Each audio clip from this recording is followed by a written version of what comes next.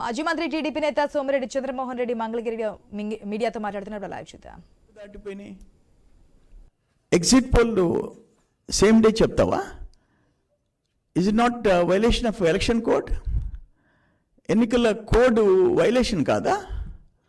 నీకేమైనా సపరేట్ చట్టం ఉందా?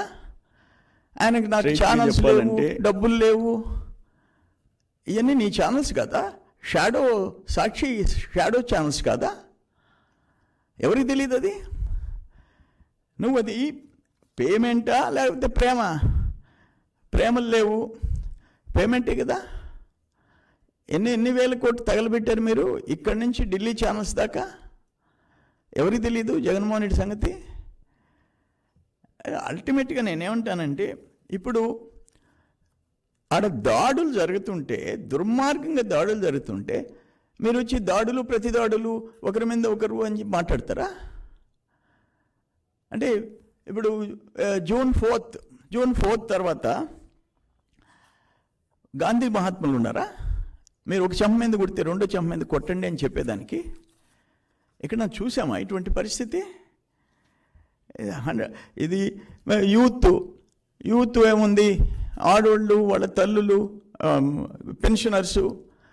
ఒక యువకుడు హైదరాబాద్ నుంచో, బెంగళూరు నుంచో, అమెరికా నుంచో, చెన్నై నుంచో వచ్చి పట్టుదలగా ఓటేసిపోయినాడంటే సెలవు పెట్టి వాళ్ళ అవ్వతాతలను వదిలిపెడతాడా? వాళ్ళ అమ్మ నాయనలు వదిలిపెడతాడా? ఆ కుటుంబాన్ని ఓటేయనీయకుండా ఎడ్యుకేటెడ్ అవేర్నెస్ ఉండేవాడు. రాష్ట్ర భవిష్యత్తు ఎవరి చేతిలో ఉంటే రాష్ట్ర భవిష్యత్తు ఉంటుంది. బిడ్డల భవిష్యత్తు, ఉద్యోగాలు, ఉపాధి, పెట్టుబడులు, పరిశ్రమలు ఎవరుంటే ఉంటుంది అనేది వాళ్ళకి తెలుసు. అందుకని అక్కడి నుంచి వచ్చి సింగిల్ ఓటర్ కాదు, వాళ్ళ ఫ్యామిలీ. అందుకని ఇది దురదృష్టకరమైన బాధేస్తుంది. ఇప్పుడు మంత్రులు, ఎమ్మెల్యేలు దగ్గరుండి దాడులు చేస్తుంటే ఏం చేయాలా? ఇప్పుడు ఎగ్జాంపుల్ ఒకటి వినిపిస్తా మీకు.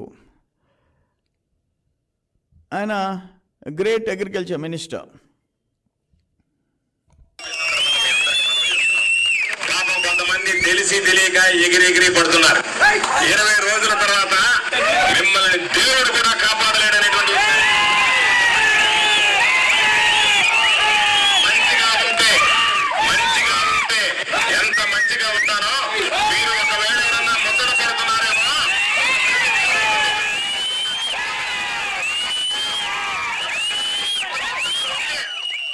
గోవర్ధన్ రెడ్డి శక్తి ఏ విధంగా ఉంటుందని ముచ్చట పడితే, మీకు చూపించాలని మీరు అనుకుంటే, తపన పడితే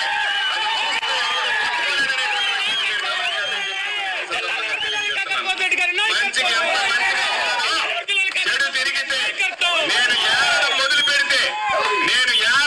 పెడితే ఈ గ్రామంలో కూడా ఉండకుండా వెళ్ళిపోయినటువంటి పరిస్థితి. మంచి కాదు అనుకునే కనుక ప్రవర్తిస్తే ఏమీ ఇబ్బంది ఉండదు. ఒక్కసారి మీరు తట్టి లేపుతున్నారు, లేచిన తర్వాత ఏమవుతానేటువంటిది కూడా ఒక్కసారి ప్రతిసారి తనామణ అనేటువంటిది ఒకటి ఉండేది.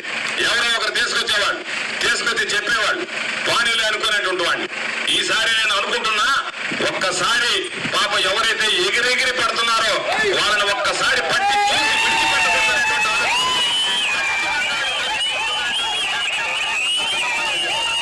మీ అందరికీ నేను చెప్పేది, ఈరోజు ఈ ప్రాంతాలకు సంబంధించి సంబంధం లేనటువంటి వాడు